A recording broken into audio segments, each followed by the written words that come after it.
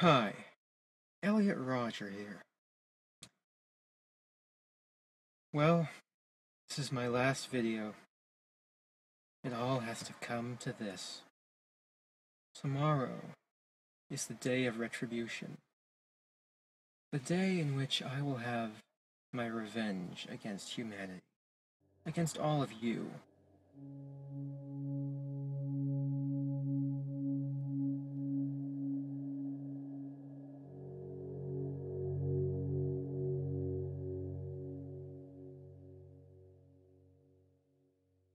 On May 23rd, 2014, 22-year-old Elliot Rodgers uploaded a video on YouTube titled Elliot Rodgers Retribution. This video would outline Rodgers' motives for what he was about to do.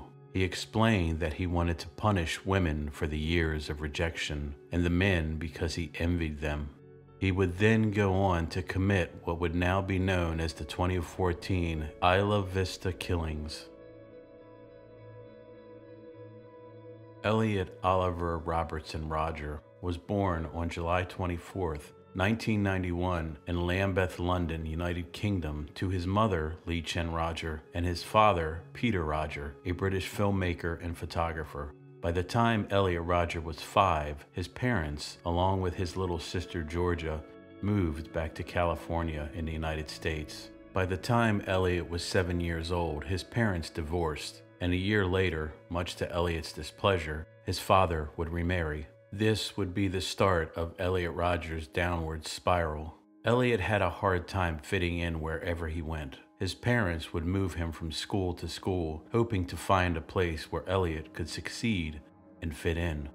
Elliot would later write, "My 9-year-old self realized that there were hierarchies, that some people were better than others. Jealousy and envy. Those are two feelings that would dominate my entire life and bring me immense pain." Throughout his childhood and teenage years, Elliot Rodger would hold in his growing rage and anger. He was an introverted teenager who claims to have been bullied in high school, with incidents of food being thrown at him, being picked on, and pushed into lockers. "I was an innocent, scared little boy trapped in a jungle full of malicious predators, and I was shown no mercy," Elliot would later write in his diary. While Elliot would become angry over men having everything, he himself would live a very carefree and famed life as a teenager. He would wear expensive designer clothes and sunglasses and drive a BMW. But one thing that he did not have, and what would fill him with anger and rage, was a girlfriend. Females and sex became an obsession of Elliot Rodgers. In one of his found journals, Elliot would write, "Finding out about sex is one of the things that truly destroyed my life entirely. Sex, the very word fills me with hate. I would always covet it. I would always fantasize about it, but I would never get it." After graduating high school, Elliot Rodger would move to Santa Barbara and attend Santa Barbara City College. He would later stop going to classes, and his anger was further fueled by the experiences of college life. He would frequent online forums and post about his growing frustrations and anger, with one forum post saying, "Start envisioning a world where women fear you."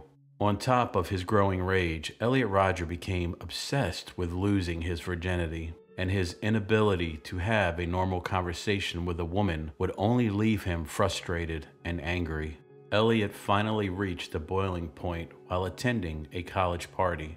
In his twisted mind, he would give women one last chance to help him lose his virginity before he turned 22 years old.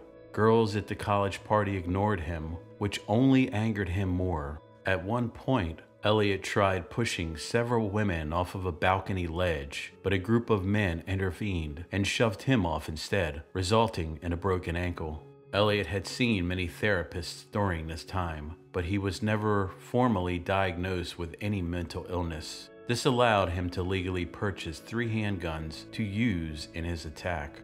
Elliot would also upload videos onto his YouTube channel expressing his anger and rage, but sadly, nobody really saw them, as they would have clearly seen the red flags. He would constantly complain about being rejected by women and why he never had a girlfriend. Hey, Elliot Rodger here. I'm up in the hills in Montecito right now. It's truly a beautiful day. But, as I've always said,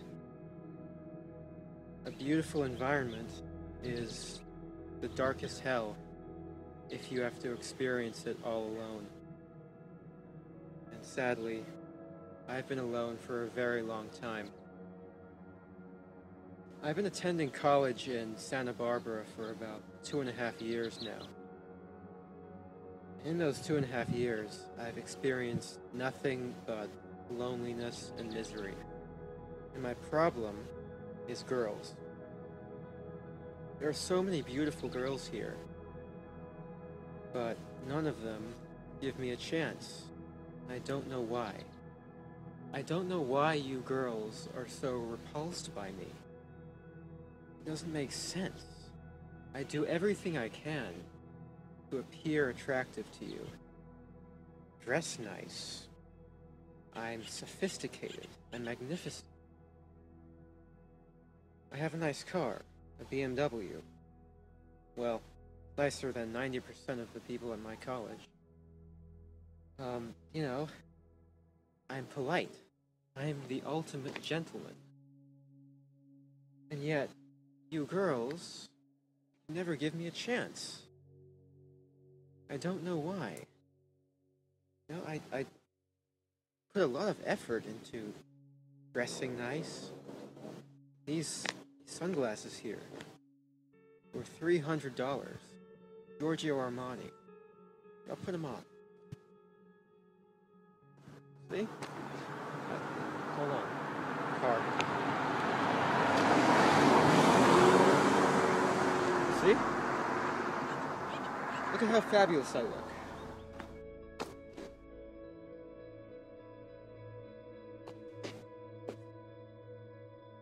You know, I feel so invisible as I walk through my college because none of the girls there pay attention to me. I see so many beautiful blonde-haired girls walking around everywhere. Your revealing shorts, your cascading blonde hair, your pretty faces. And I want one for a girlfriend. I want to take a girl out on a date and prove to her that I'm worthy. I want to feel that sense of being worthy of a girl's love, affection. I'm 22 years old, and I've never had a girlfriend. I'm still a virgin. I've never had the pleasure of having sex with a girl, sleeping with a girl, kissing a girl. Never even held a girl's hand. Hell, don't even have a young girl's phone number in my cell phone. And that's just such an injustice because I'm so magnificent. I deserve girls much more than all those slobs I see at my college who are somehow able to walk around with beautiful girls. I mean, even in the college town that I stay in during my semesters, I walk around like the common areas of those towns, or the areas where all the college parties happen, I see these obnoxious guys walking with beautiful girls. And that pisses me off because I should be the one with the girls. I mean, look at me. I'm gorgeous. But you girls don't see it. I don't understand why you're so repulsed by me. Why won't you give me a chance? Elliot Rodgers slowly planned out what he would call Retribution Day. Elliot's mother, Lee Chen, had not heard from her son in a while. Calling it mother's intuition, she began searching on the internet and stumbled upon Elliot's YouTube account. She called Elliot's life coach and revealed the discovery of his disturbing YouTube videos. The Santa Barbara District Mental Health Hotline was then called, and they alerted police to make a welfare check on Elliot. 6 police officers showed up at Elliot Rodgers' door, but Elliot fooled them, saying, "You've got nothing to worry about," before they eventually left.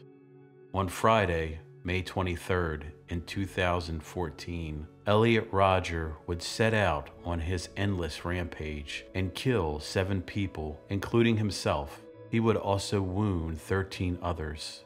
His murderous rampage started at his apartment on Seville Road. Rodgers waited for each of his 2 roommates and ambushed them with a knife. He fatally stabbed 20-year-old Ching Yang Hong, who was originally from Taiwan and had graduated from high school in San Jose, California. Rodgers then stabbed 20-year-old Wei Hang Wang, a computer programmer who was attending UCSB. Hong and Wang were best friends, rooming with Elliot Rodgers. The third victim was 19-year-old George Chen, who was visiting at the time. He was at the wrong place at the wrong time. After the stabbings, Rodgers would leave and visit a coffee shop for coffee, with not a care in the world for the heinous acts that he just committed. At 9:17 p.m., Elliot Rodgers would upload his Retribution video to his YouTube channel. I'll take great pleasure in slaughtering all of you. You will finally see that I am, in truth, the superior one, the true alpha male.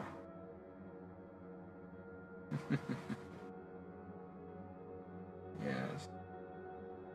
After I've annihilated every single girl in the sorority house, I'll take to the streets of Isla Vista and slay every single person I see there. All those popular kids who live such lives of hedonistic pleasure while I've had to rot in loneliness for all these years. They've all looked down upon me every time I tried to go out and join them. They've all treated me like a mouse. Well, now, I will be a god compared to you. You will all be animals. You are animals, and I will slaughter you like animals. I'll be a god, exacting my retribution. All those who deserve it. And you do deserve it. Just for the crime of living a better life than me. All you popular kids. You've never accepted me. And now you'll all pay for it. Elliot Rodger would also email a 107,000-word manifesto to 34 people, which included his therapist, his parents, other family, former teachers, and childhood friends. Upon receiving the email, Rodger's therapist phoned Elliot's mother, Lee Chen, who in return viewed the Retribution video on Elliot's YouTube channel. Rodger's father was also contacted. His parents headed to Santa Barbara, California. They contacted the Isla Vista Police Department en route, telling them of their son's plans. Elliot Rodger drove to the Alpha Phi sorority house, but the doors were all locked. He tried to knock on the doors, but luckily nobody answered inside. This angered Rodgers, and he began shooting people nearby at the Alpha Phi sorority house. Rodgers would shoot and kill 19-year-old Veronica Weiss, who was a freshman at UCSB, and he also shot 22-year-old Katie Cooper, a senior.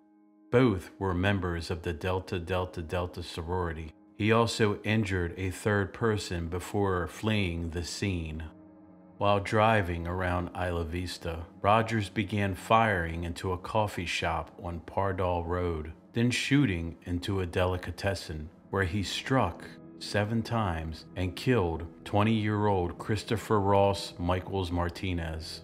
Elliot Rodgers then drove his car south on Embarcadero del Norte on the wrong side of the street, where he struck a pedestrian. He also shot at 2 people on the sidewalk, luckily missing them both.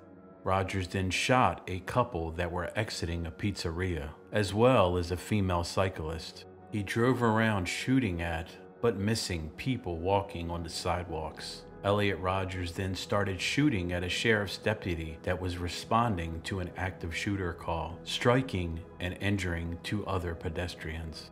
Rodgers fled the sheriff's deputy, shooting and wounding 3 other people on Sabato Tarde Street. He also struck a skateboarder and 2 cyclists with his BMW before turning east on Sabato Tarde, where he struck another skateboarder with his car. Rodgers then shot and wounded 2 other men at the intersection of Camino Pasadero. Police then pursued him, and during the chase, Rodgers struck another cyclist before crashing his BMW on the north sidewalk just east of the intersection of Del Playa and Camino Pasadero. The police had Elliot Rodgers' crashed BMW surrounded. As they approached the vehicle, they found Rodgers dead inside of his car. In the end, Elliot Rodgers took his own life with a self-inflicted gunshot wound to his head. While searching his BMW, the police found 3 pistols, various knives, 6 empty 10-round magazines, and 548 rounds of unspent ammunition. Elliot Rodgers would leave behind a lot of unanswered questions and leave many to wonder as to what led him down this murderous path. He would also leave behind a vast digital trail. His YouTube videos would be analyzed by the news media and internet sleuths. His manifesto would give everyone a peek into the dark and murderous mindset that Elliot Rodgers had. Rodgers stated in the manifesto that he planned to kill his half-brother and stepmother, but he was not mentally prepared to kill his own father. Rodgers also originally set out to start his killing spree on Halloween 2013, but reconsidered because there was a huge presence of police officers. Elliot Rodgers also revealed that his retribution was to be set into various phases. In his manifesto, he states, "On the day before the day of retribution, I will start the first phase of my vengeance, silently killing as many people as I can around Isla Vista by luring them into my apartment through some form of trickery." His second phase would be a war on women. He would state, "The second phase will take place on the day of retribution itself, just before the climactic massacre. My war on women. I will attack the very girls who represent everything I hate about the female gender, the hottest sorority of UCSB." He would take things even further, imagining a world of all females living in bondage. Rodgers would write, "To quarantine all women in concentration camps. At these camps, the vast majority of the female population will be deliberately starved to death.